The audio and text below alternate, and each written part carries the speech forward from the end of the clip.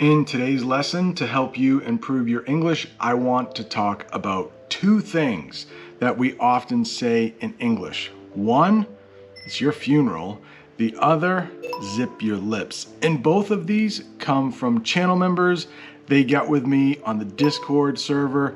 If you want to become a channel member, there's a link in the description below. Let's talk about your funeral first.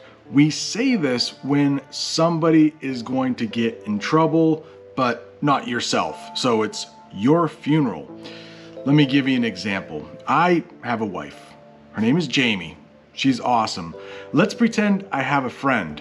He's not married. He and I go out for some drinks.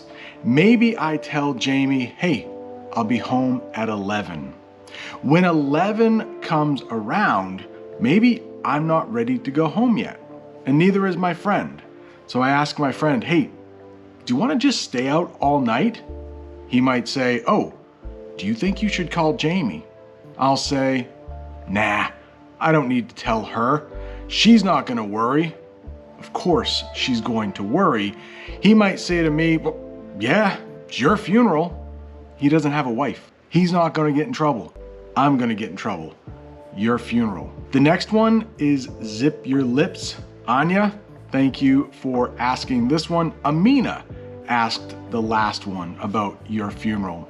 Zip your lips, very simply, means to be quiet. Think about a zipper on a jacket.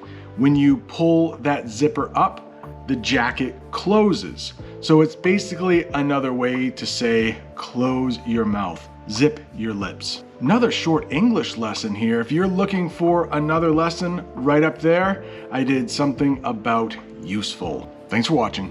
See you next time.